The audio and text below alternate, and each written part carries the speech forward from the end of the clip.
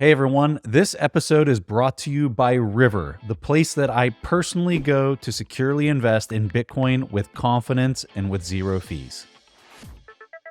The chapter sounded insane. It was this very short chapter just alleging this conspiracy that manipulated our food supply. So I began fact checking it like a reporter does. And to my shock, he had understated the case. And when I began pulling this sheet back a little bit, what it revealed was what I would argue to be the most consequential conspiracy of the past 60 years in terms of its effect on the health of our nation.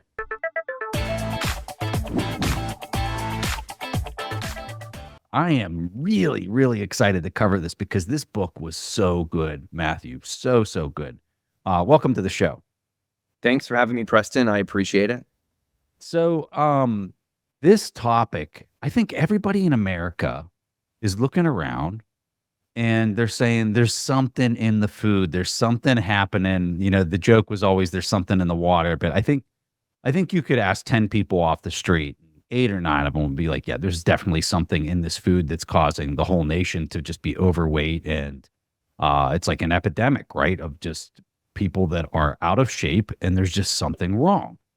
And, I read a lot of books here and there. I've read books on fitness and health and whatnot. But what was really missing, and for me, why I loved this book, was the history and the everything kind of leading up to where we are now, going back multiple decades.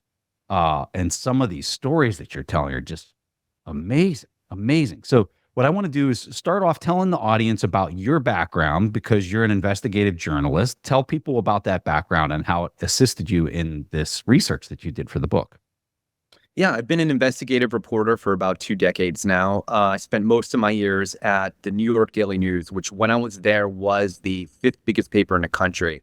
Specifically, my role was to parachute into any breaking news story across the country. So I spent about half my year on the road, chasing down some of the biggest stories of the past 2 decades that I'm sure your audience has heard of. I began seeing that the newspaper industry was going to hell. Pretty early on, it was evident, and I transitioned into book writing. My first book was about the mass in Newtown, committed by a young man named Adam Lanza. I published that with Simon & Schuster, and I've done work with HarperCollins, Scholastic, Ben Bella. So I've worked for a wide range of publishing houses. Investigative reporting is really my passion. I'm not a nutritionist. I'm not an economist, but I'm a data dork. I love doing deep dives into it, in particular, government corruption.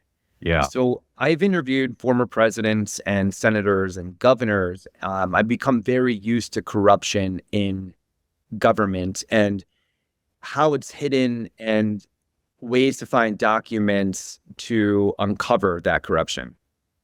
Yeah, I love it. And I think I would argue that's why I think you were able to look at it with the lens that you were, is because this wasn't necessarily your, sometimes people are too close to a particular area that they can't view it from an outsider's perspective. And boy, did it shine through. So what inspired, what was the moment that you were like, I have to write a book about this? Like, I have to dedicate, I don't know how much time you spent writing this. I would imagine a ton with the amount of endnotes and research that I see throughout the book. But what was the thing that inspired you to take this on? I mean, this is huge. I think about that a lot because I've written so much. I've written over 10 books, and I've written plays that have been produced. I have a movie coming out, my first screenplay I wrote recently. Of all my work, this is what I'm most proud of, Fiat Food. Really? Yeah.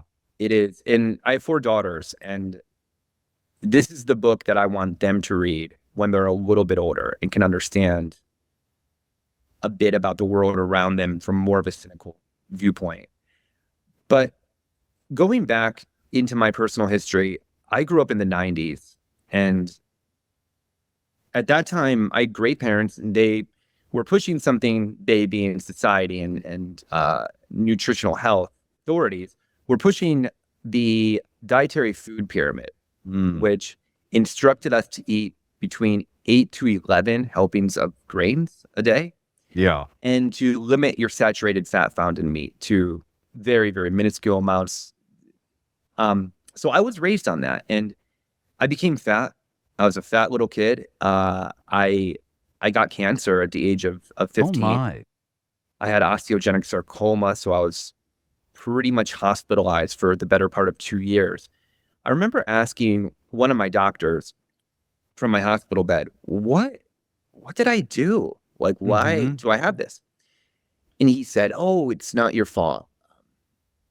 We don't know why people get cancer. Some think it's genetic. There's a lot of different beliefs. I intuitively realized I'd done something wrong. I wasn't eating a moderate amount of garbage. I was eating tons of the food, but it was also the food that was recommended by the government. I was eating a lot of grains.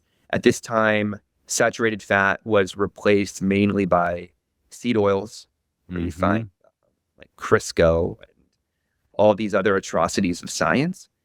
And so going back to my teenage years, I always had something in me that made me think, man, I had done something wrong. I had abused my body. So health, even though I went out to as a career as an investigative reporter, health and my personal health was always on my mind. Like, what had I done wrong? And I'm still in remission for cancer. I don't want that back. Cancer is really bad. It's awful to have. You don't want it. And I also I think I'm naturally attuned to thinking that I'm responsible for things that happen to me. I think that's something that's been installed in me from my parents, that I just take responsibility for the good and the bad in my life. That was a bad, and I never was able to shake it. So when I began my career as a journalist, my focus was mainly on mass and government corruption, but I always took like a side interest in health. In 2021, with COVID, it became very clear to me early on that this was a scale of government corruption I had never encountered.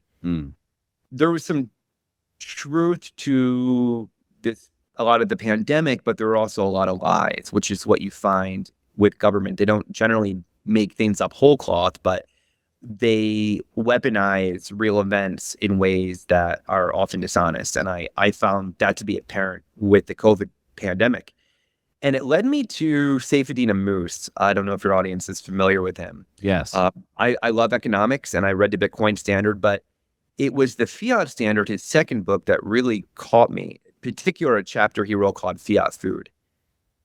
Yeah, I respect Saif. I think he's probably one of the top 5 economic minds in the world right now. I don't think that's hyperbole. But the chapter sounded insane. It was this very short chapter just alleging this conspiracy that manipulated our food supply. So I'm like, looking at this, wow, this guy's brilliant, but what the hell is this? This is wacky. Like, this is off the deep end. So I began fact checking it, like a reporter does. And to my shock, he had understated the case. And when I began pulling this sheet back a little bit, what it revealed was what I would argue to be the most consequential conspiracy of the past 60 years in terms of its effect on the human health of our nation, on the health of our nation. So I reached out to Saif, and I'm like, hey man, here's who I am. This, if it is what I think it is, deserves a book, not 7 pages. That you did. I also understood that although I'd worked for all these major publishing houses, none of them were going to accept this premise. It was too far out there. So I said, look, man, you should start your own publishing house, and I should be your first author. I was pretty bold. He agreed, and I didn't realize this at the time. He had already been considering launching his own publishing house called The Safe House. So I worked with him, and that's been great. And we launched Fiat Food. Yes. So what you're talking about, so I've read the book, the Fiat Standard that you're talking about.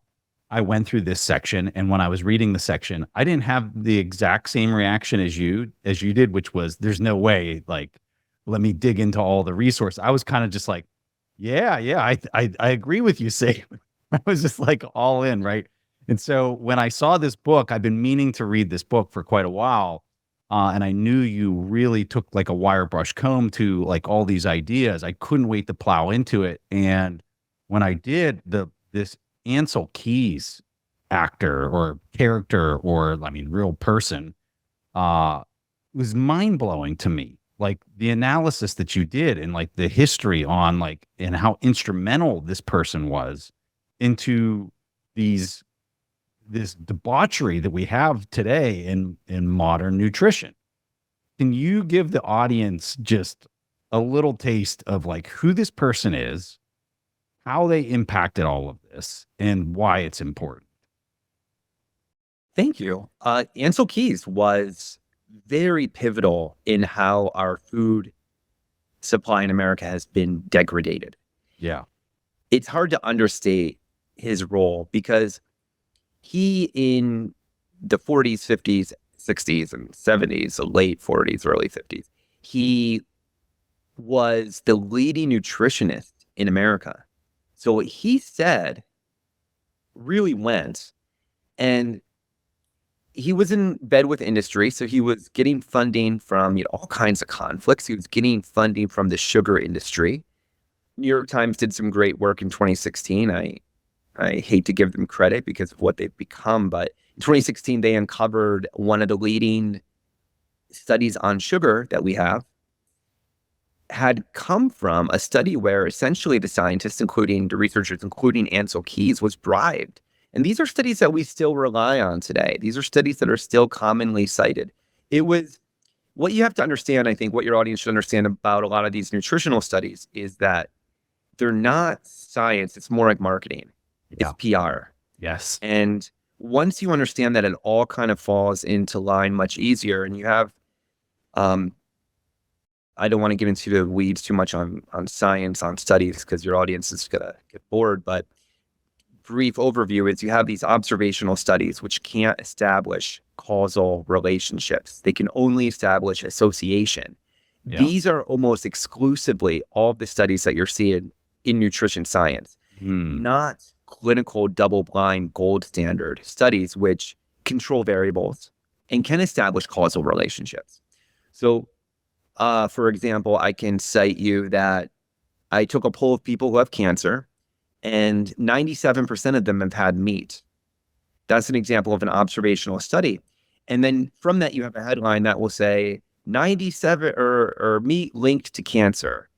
And I spoke to so many scientists in research for this book, and they would explain to me kind of humorously how these studies aren't really meant for other scientists or for the scientific community. They're meant to garner media attention. Where normal Americans are working, they're not going to go look at the actual study, but they see the headline and they might read the first graph. And then that establishes a narrative. And that's what leads to happen. Especially today with social media. It's like they read the headline and like that's all. They don't even open the article, sharing it. But one thing on the Ancel Keys thing, he wasn't a nutritionist. He didn't go to school for any of this, right? Like, what? No, he was like a fish doctor. He studied eels. That's how he got his. That's how he got his gravitas. But he was a really great personality. He was strong and determined, and he had a theory that saturated fat found in meat clogged arteries, which caused heart ailments. And this was a big deal because in the early 50s, the president of the United States, Dwight Eisenhower, had a heart attack, and everybody was very afraid of heart attacks. Where are these heart attacks coming from? What is the cause? There was a race in science to figure out what was happening here. And a few theories emerged. One of them was a type A personality, people very stressed out. Some people thought it might be the increase in car exhaust and fumes. Other people thought it was sugar. Ancel Keys thought it was saturated fat found in meat. And what you find is that he begins through a structure of what appeared to be motivated reasoning to try to find science to validate his conviction. And that's where the observational studies come in, because you can really manipulate data to say anything in an observational studies where there's no real controls over variables. And he initially got a lot of flack for this theory because other scientists kept saying, well, you're presenting this diet heart hypothesis, linking saturated fat found in meat to heart ailments, but where's your evidence? Mm-hmm. He could never present evidence. So finally in 1967, he got a huge government grant. And he's like, you know what? I realize all my studies are observational. This time we're going to do a clinical, double-blind, placebo, gold standard study that will establish causal relationship between saturated fat and heart health, called the Minnesota Coronary Survey, established in 1967. 4-year survey done over a few thousand patients in nursing homes in Minnesota, where all the food could be controlled, because you can really do good science when you have these situations where everything these patients are eating and everything they're not eating, and you could chronicle it. For 4 years, they did this. And it was, by all accounts, a really great study. 1971 rolls around, study's over. Preston, there's no word of the study. Nobody's discussing the study. This is crazy. We begin to formulate, we assume that Ancel Keys is correct, although there's no evidence. And the American dietary guidelines move forward based on his premise. In I think it was 2014, it became revealed. How many decades is that? It's a long time. Yeah, finally, like somebody decades. from, once again, I hate to give credit to the Times, but truthfully, they did great work on this. Somebody from the Times was like, what happened to that study? I remember hearing about it when I was a kid, and it was a huge deal, and nobody ever said anything about the study. So he was able to get a hold of one of the researcher's sons. Ancel Keys was one of the lead researchers. Another researcher's son, who said, their father had died, but they had all the boxes in their basement.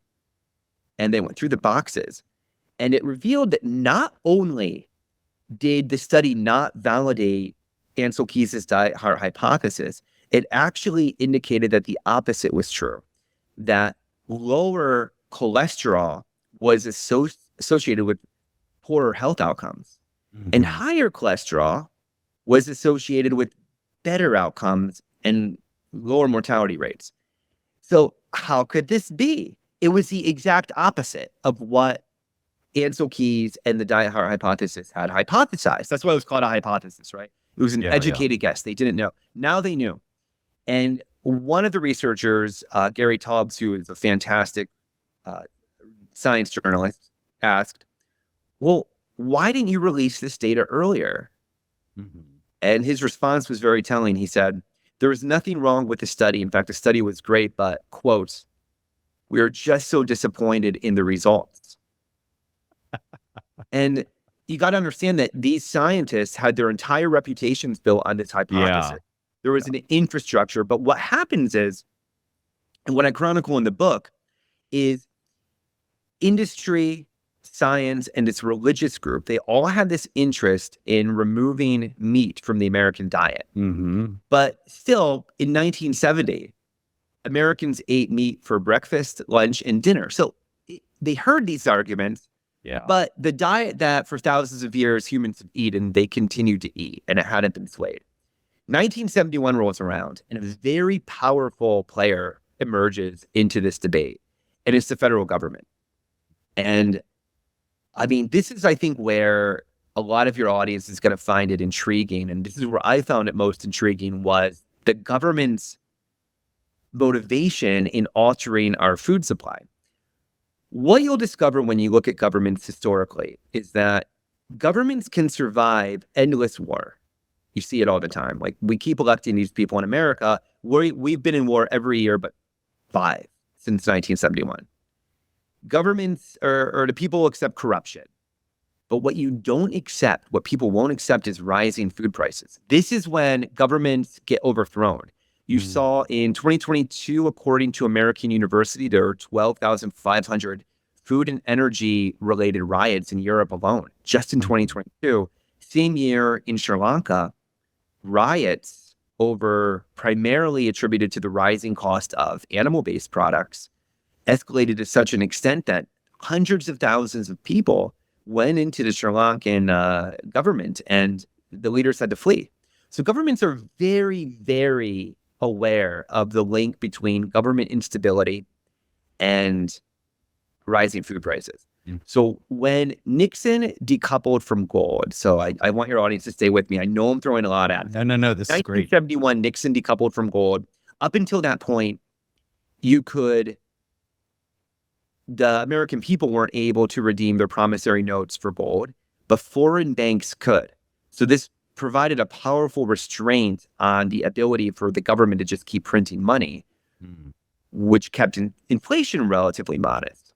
But when Nixon decoupled completely in 1971 on August 15th in a speech known as the Nixon shock, he knew, and all government leaders knew, and I have this from several FOIA requests that came through, they were very aware that food prices were going to rise extensively. So they began a campaign, what amounted to a 55-year gaslighting campaign, not to come clean with the American people on the consequences of decoupling and monetary inflation that would ensue, but to change the entire trajectory of the food supply so that Americans don't really notice the rising costs of food. Yes.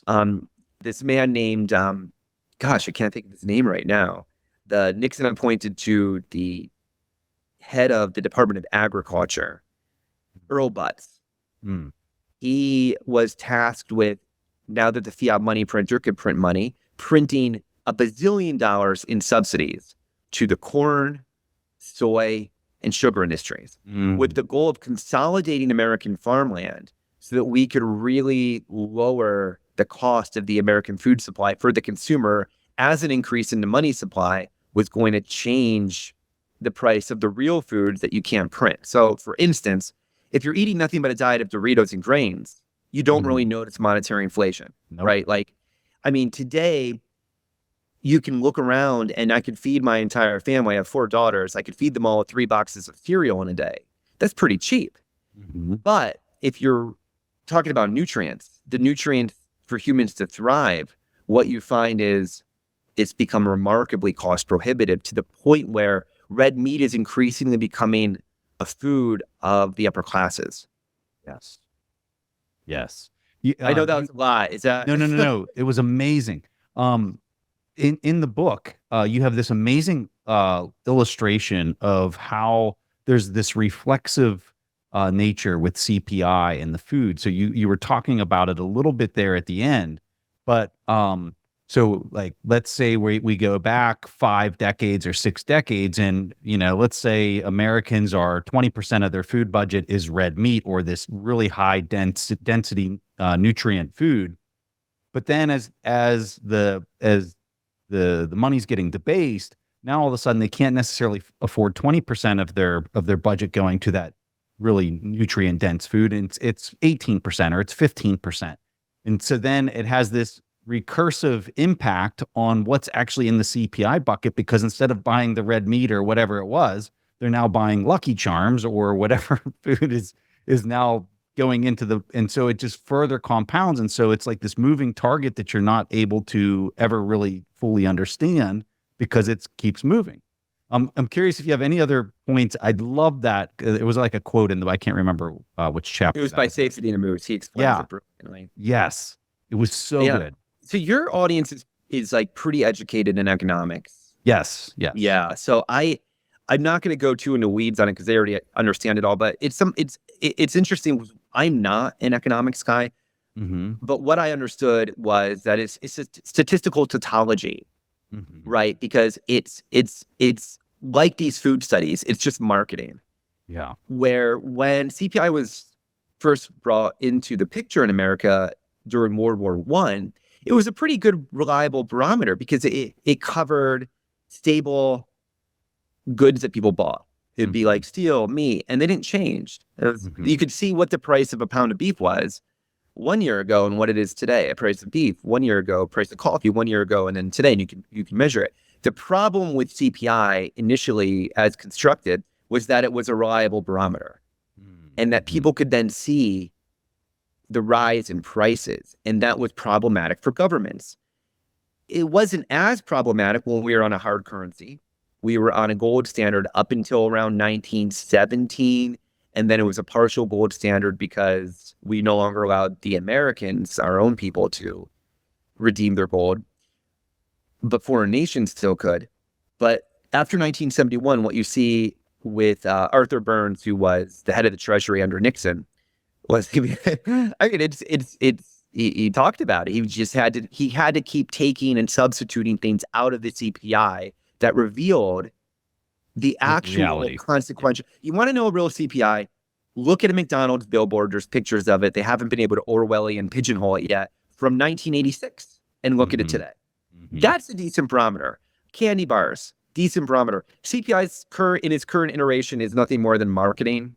So if you're relying on the CPI, which uses dollars which are the amount of dollars it costs to buy a ribeye, you substitute the ribeye out for some kind of chemical storm soy burger patty, then they don't adjust the CPI. They just say, oh, you're $100 ribeye, you're now buying a $10 soy burger.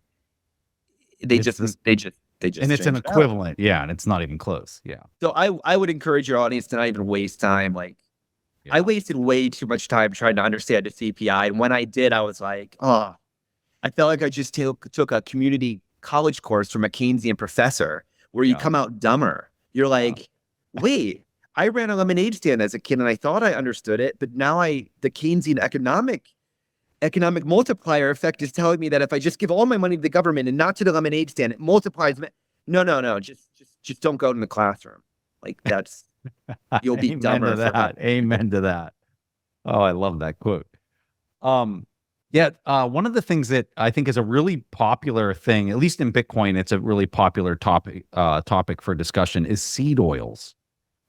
You cover some of this from the very early days, back to 1884, with the National Food Policy, where I think it was in New York. Was that where it originally started in 1884? Yeah. Where they were the cottonseed producers were trying to push these polysaturated butters on the populace, and they weren't having it. They were passing laws, and then they were being overturned because of the corporate interest. So talk to us a little bit about seed oils, and also talk to us about this corporate interest and how some of this just tentacles figures out its way to I'm sorry this question's so long. I like to try to make the question short, but it's weird to me how the corporate interests almost perfectly align with the government interest and how they're able to put their tentacles into all of this so that it's just lost on everybody. That's the thing that I think I walked away from the book probably most blown away with. It doesn't seem like it's one person. It just seems like it's this blob of people that were all incentivized to act in this kind of way.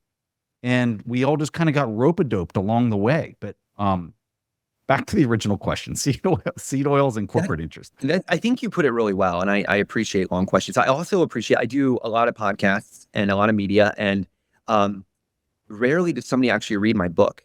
So I could tell when somebody has, and I find it refreshing. Usually they sketch my book and they've seen me on another podcast and then they have me on, which is fine. I appreciate it, but kudos to you, man. I love the book. I love the book. It's really good. Thank you. So what really astounded me was that about the seed oils was how historically Americans were accustomed to eating real food. So this is how I broke this up in my mind. And then corporations, in particular with seed oils, it was Procter & Gamble, had all this cottonseed waste because we had transitioned after the Industrial Revolution and all this nobody was buying candles anymore. We had electricity. What do we do with all this cotton waste? So one of the largest corporations in America decided to launch a campaign to try to convince people for the first time to eat things that weren't food. I mean, that's really simply what it is. Cottonseed is not, that's not food.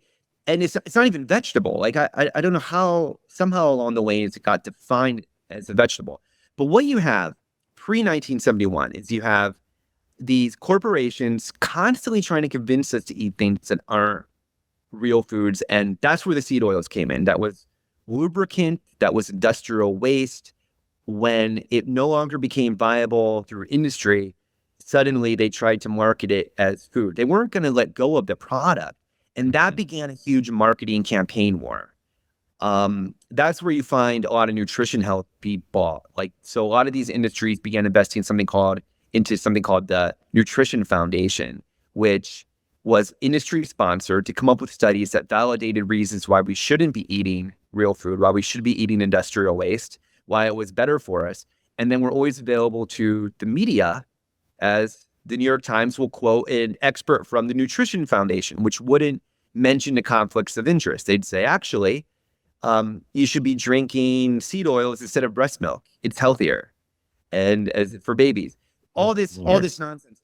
But you're talking about these incentives, and you're spot on with that. I think that's something that's really important. I kind of want to take a step back and talk about how you have one thing we haven't mentioned yet is the Seventh-day Adventist Church, which is extremely powerful in my story. And a little background on the church.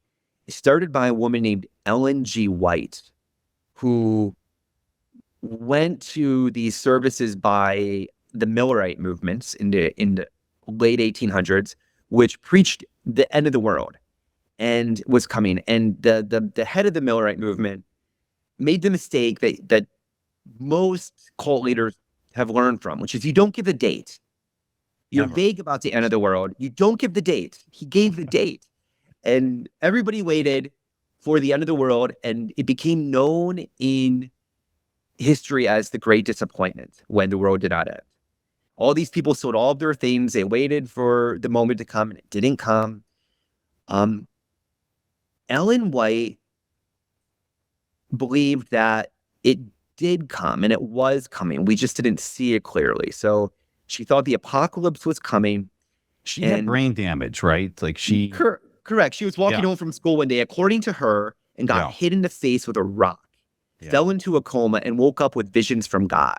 And God basically said to Ellen, we need to purify mind and body for the next world. It's coming soon. The apocalypse is coming. So we need to purify the soul and the body. And at the time, this is where your audience this is going to sound crazy. At the time, nearly every medical problem associated with especially young men came from the belief that caused these health maladies, and that meat caused the carnal desires that caused them, which resulted in health maladies. So a huge part of this church's energy came into being trying to change the food supply, trying to alter it so that people weren't eating as much meat. And they were doing this, unlike industry, they were doing this really out of sincere religious conviction. They really believed it was in the best interest of individuals to not eat meat. Ellen hired a young man called John Harvey Kellogg, tasked him with the job of coming up with a food that would in particular replace meat for breakfast. Everybody was eating meat for breakfast. This was terrible, she thought.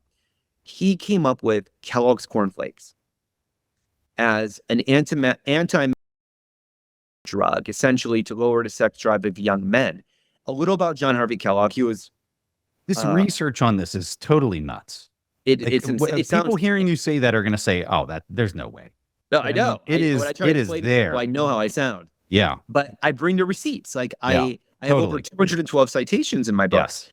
And this is according to John Harvey Kellogg. I went through his writings, which were terrifying. It's hard to overstate John Harvey Kellogg's influence. He was the celebrity doctor of the day. He gave speeches. He wrote books. He advocated putting carbolic acid on the clitorises of young females, cages, surgery without anesthesia, real torture. He was kind of a masochist in many extreme enemas, all to purify people from sex drive. And cornflakes is one of, by eating more grains and eating less meat, and science has later vindicated this, you can lower people's sex drive. I would argue he's been pretty successful. But to kind of get back to, I'm trying to stay streamlined because this is a lot. After John Harvey Kellogg, he had somebody named Leanna Cooper step in, and she started the American Dietetic Association, which became, over time, the institutionalized government arm of nutrition. All that said, Come 1970, you had the Seventh-day Adventist Church growing, but still most people ate meat for breakfast and lunch and dinner. Despite all the corporate push to have us eat these fake non-foods, people still ate meat for breakfast and lunch and dinner. But in 1971, when we shifted our money from a gold-based currency to fiat, meaning now the government prints as much as they want, they began an incentive structure through fiat to conduct a gaslighting campaign that actually saw the food supply shift. Not the shift that we saw from 1910 to 1970 with corporate influence and the influence of this religious group. It really shifted notably then. And where in 1970, the average person ate around 155 pounds, you might want to fact check this, that's off the top of my head, pounds of red meat a year, that got more than cut in half by 2010. And what you saw was it replaced by all these grains. Americans were remarkably compliant. And through fiat, what you saw was they directed the fiat money printer towards the university, for instance, called Loma University, which was an arm of the Seventh-day Adventist Church. And their job was not to do science, but to come up with studies that validated not science, but religious convictions. So most of the studies that your audience is reading today that say red meat is bad, red meat causes X, they're observational studies conducted from Loma University. Just in a few years in between 2012 and 2015, they got over $155 million in fiat grants because you have all these motions moving in the same direction suddenly. One of the most common questions I get asked from family and friends is, Preston, where do you personally buy your Bitcoin from? And the answer is really simple. I buy it on river.com. Not only can you easily buy Bitcoin with zero fees on recurring orders, you can have peace of mind knowing Bitcoin on River is held one-to-one in multi-sig cold storage, all while being fully licensed and regulated in the United States. Plus, their relationship managers are US-based and available by phone for you or your business. Additionally, River has built their own infrastructure from the ground up, which means they don't rely on third parties to function like other Bitcoin exchanges. River also just created a new feature not found anywhere else called River Link. It allows you to send Bitcoin over a text message to easily orange pill your family, pay a friend for dinner, or send a gift. There's a new standard for investing in Bitcoin, and River is setting it. Go to river.com/fundamentals and get up to $100 free when you sign up and buy Bitcoin. That's river.com/fundamentals. In a world where convenience often compromises security, many investors settle for solutions that do not fully meet the demands of Bitcoin security. That's where the Bitcoin Way comes in. Offering a personalized white glove service, they will guide you through every step of the way to achieve full self-custody, ensuring you adhere to the strictest self-custody standards. Their experienced team helps establish robust security practices that cover all aspects of self-custody, cybersecurity, and privacy. Their ultimate goal? To empower you to become fully sovereign. Beyond securing your Bitcoin, they also offer services such as inheritance planning, Plan B strategies, assisting in relocating to Bitcoin-friendly locations to further enhance your sovereignty, and much, much more. Take the first step to true financial independence. Visit thebitcoinway.com/TIP to schedule your free consultation call. Don't delay in securing your generational wealth the right way. Opt in for security over convenience and protect your future. Your family line will thank you. And then you have nutrition science, Tufts Food Compass. I'm not sure if your audience understands what this is. It went from 1980, nutritionary guidelines, the first of its kind. Government used to not tell us what to eat. In 1980, they began. They said, eat more grains, eat less meat. 1992, which we discussed briefly, was the dietary food pyramid. That was far more invasive because that told us exact portions, 8 to 11 portions of grains. Posted in every single school across the country. Yeah. Yeah. And you're right. Like, that's a huge thing because as a kid growing up in the 90s, I grew up metabolically compromised because by law, my cafeteria was no longer allowed to sell whole milk. Yeah. It was shifted to low-fat milk, which nobody drank because it tasted horrible. So they had to infuse it with chocolate and sugar. So essentially, I was Like a addicted Diet to Coke. sugar and grains by the time I got out of high school. And it was Yeah. gross. The seed oils replaced the lard that fried my chicken nuggets. The whole cheese that used to be on my pizza boat. I don't know if you had that where you grew up, pizza boat. Yes. It was Yes. some kind of weird substance. So by the time a normal kid comes out of high school today, you're already metabolically compromised. Yeah. That in 2021 got replaced by, I think about this a lot. I think about the nutritionists at Tufts University because they've spent their whole lives, Preston, studying nutrition.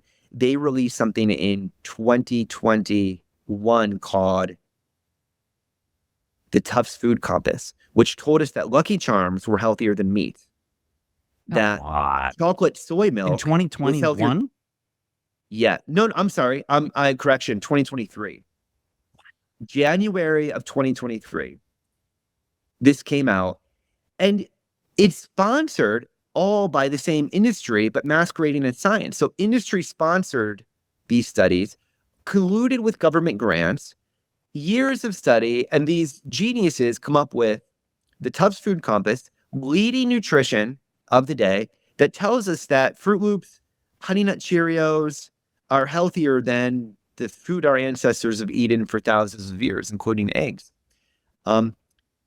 Same month, January of 2023, an episode of 60 Minutes comes out, hosted by Leslie Stahl, a renowned journalist, and she has on a doctor in a white coat named Dr. Fatima Stanford.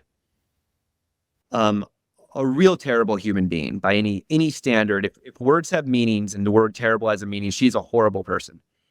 But she went on this episode and she talked about how people no longer have control over obesity through lifestyle choice. That's out. That obesity is a genetic brain disease. It wasn't mentioned very much that the episode was sponsored by Ozempic, and that she herself was a paid consultant by Ozempic, or that the only other expert on the show to talk about obesity was also a paid consultant by Ozempic. But fortunately, she explained there's a solution now, and that's Ozempic and these weight loss drugs. So that same month, Food Compass comes out. This show airs, which was an advertisement. It wasn't a new show, it was an advertisement.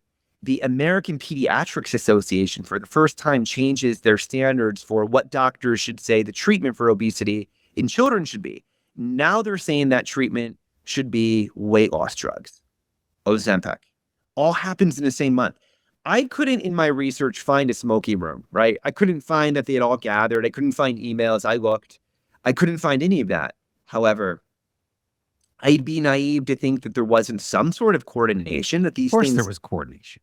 Of course, right? And I guess why I'm hard on Dr. Fatima Stanford and her beautiful white coat is because I think there's few things more evil you can do than tell somebody that they're not in control of one of the most fundamental aspects of being a human, which is the control of your own health.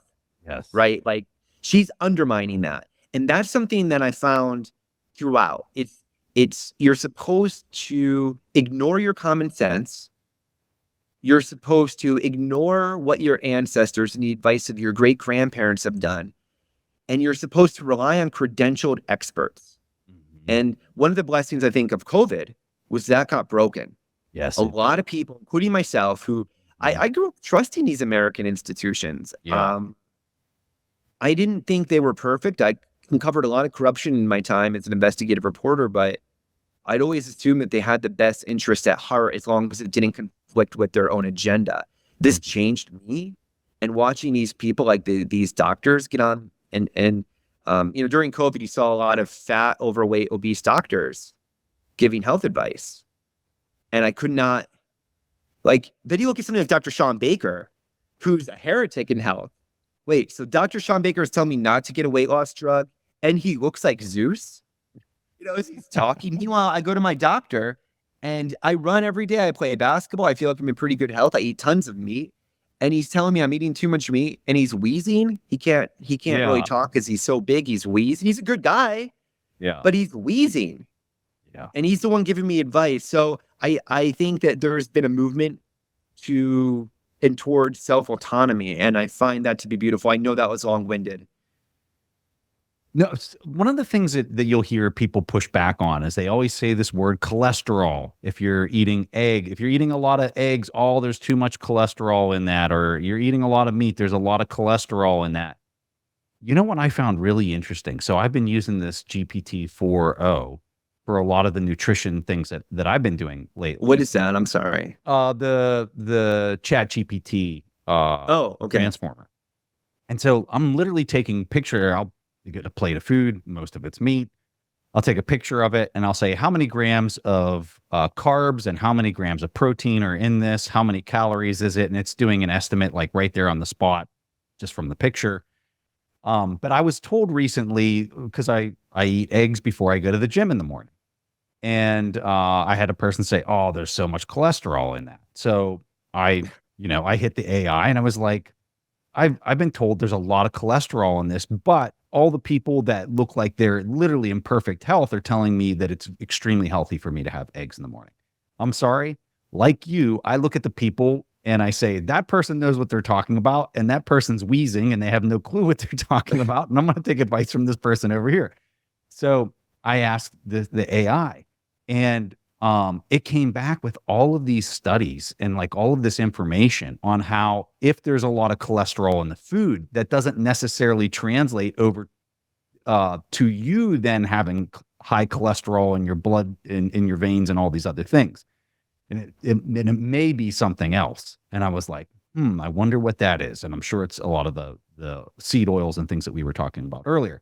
But this stigmatism of just saying the word cholesterol and its association with meat and eggs is, in my opinion, just looking at the people that are saying it versus the ones that are eating it, that are saying it's bad versus the ones that are eating it. It's just so obvious. Like, it doesn't take hard work or for me to read some Harvard produced or Tufts produced document to convince me that they're right versus the person who's walking around and looks like Zeus. So where's the question in that, Matthew? I guess I'm just venting and frustrated, but from your point of view, how does this become overcome from the branding, from the decades of branding that has happened and plagued our country? Like, how do we overcome this? It's a great question, because we're fighting. It's only getting worse on their end. They're becoming better at their propaganda and their gaslighting. I saw Mayor Eric Adams of New York City recently was talking about how now we can't eat meat because we have to change the thermostat of the earth, right? Like, we have to, my consumption of meat. You're not even joking. That's the sad part. Go ahead. No, I'm not. I mean, it sounds like I'm joking. I realize I sound like I'm in some kind of skit. It's true. So they're going to take it out on our children, though. They're going to do meatless. They already have meatless Mondays in the public school systems in New York, but they're going to expand that for the good of the temperature of the earth. In 1970, it was a different argument. The crisis was overpopulation. Mm-hmm. And there was a book called The Population Bomb, written by one of history's largest morons, a guy named Paul Ehrlich, who, if he tells you not to invest in a stock, invest in that stock, because he's like the reverse Nostradamus of predictions. And he posited that we're all going to run out of food by like 1986 because we're eating too much meat, and meat's resource intensive. So that was why we shouldn't eat the meat. In the 1940s, we shouldn't eat meat because we acknowledged that meat was really healthy and we needed to save it for the troops fighting it abroad. So plant your victory gardens. Mm-hmm. Today, we're convinced in virtue signaling over while eating like peasants from the 1400s. Yeah. And it's always never in our best interest of the people. It's always to the aggrandizement of our leaders. Because as I mentioned, if you're only eating cereal, you don't notice the consequences of inflation. But there's a deeper issue, which I found when I began my personal journey. So I eat animal-based about 90%. I start my morning, if you could see over there, I have a ribeye. I start my morning with a steak, and I'm fortunate that I can afford these things. So I know not everybody can. But my mental clarity's increased a lot. And I think a lot about the societal gifts that future generations and our generation are missing out on, because you have like the Wright brothers, right? And the courage it took when you could go through the New York Times time machine and see how nobody thought, it was agreed consensus that nobody could fly back then. And they pushed forward, like Henry T. Ford, these brave entrepreneurs who fought for their ideas. Would they been able to have done it on a public school diet of Lucky Charms and grains with their fat, flabby bodies like the kids today? I notice when I eat pure carnivore, my mind is on hyperdrive. It's a life hack. And I want to shout it to everybody I know, like little things too, I'll notice. So I'm working on my next book now and I'm trying to move notes from one thing to another. It's like, wow, I can remember 3 sentences right now to move over instead of 1. My mind just functions on a completely different level when I'm not eating industrial waste and grains. I mean, it's kind of shocking, right? Like, wow, I'm not poisoning myself and I feel better. Just ignore the noise. And essentially, your great-great-grandmother was right. Yeah. No, like I have cooked for part of my research. I bought tons of cookbooks from the 1800s. And it's interesting how everything was based on meat and plants were eaten, but basically if you were kind of starving or couldn't afford other food, I mean, we weren't eating fruit in Arizona here in January. That wasn't how it was. And you weren't eating berries in the Northeast then. You might find some berries in Pennsylvania for a few weeks out of the year if it hadn't been mauled by bears and stuff, you know? But the amount of sugar we're eating has made us metabolically compromised to the point that we can't think straight. And I think that's to the advantage of authority because we're compliant. Oh, you want me to wear the mask for 2 more years? Okay, I'll wear the mask for 2 years. Oh, the new pharmaceutical product comes out. I won't question it. You have a white coat. I'll just obey authority. I think there's a movement of people like yourself. And look, you look like you're in booming health. I don't know. You look very healthy. You probably feel good by eating eggs. Yeah. But a lot of that egg stuff comes from a press release that came out under Lyndon Johnson. So under Lyndon Johnson, even though we had a gold standard, inflation had begun because of the Great Society. So America was already committing a fraud at the time because we had issued so many more paper notes than we had gold in our treasury. All it would have taken was a few countries at the same time to come and try to redeem, to expose this as a fraud. So while Nixon's a bad guy, he wasn't totally culpable. The fraud that was happening had been happening by prior presidents. And Lyndon Johnson at the time was considering re-election and eggs were going up in price. To come back to eggs, eggs were skyrocketing in price. And Lyndon Johnson, this is a true story recounted by Samuelson, who worked in that administration in one of his books. He called his Surgeon General into his office and was like, everybody's angry. Eggs are going up in price. We can't have this. And the Surgeon General was like, look, it's supply and demand. I can't do anything, you know. So Lyndon Johnson instructed his Surgeon General to write a phony press release saying that eggs are unhealthy, distribute it to the media. The media pushed it. The demand for eggs went down as a result. The supply stayed the same, so the price lowered. Yeah. And to this day, people think that idiotic press release, which was nothing more than a psyop to lower the price of eggs for political reasons, is legitimate science. So they're like, oh, you can't eat eggs. Eggs are one of the most nutritionally dense foods that you could have. Eggs are amazing. Yeah. The only issue I had with carnivore was that my weight went down too much. I play a lot of competitive basketball with people much younger and much bigger and much more skilled than myself.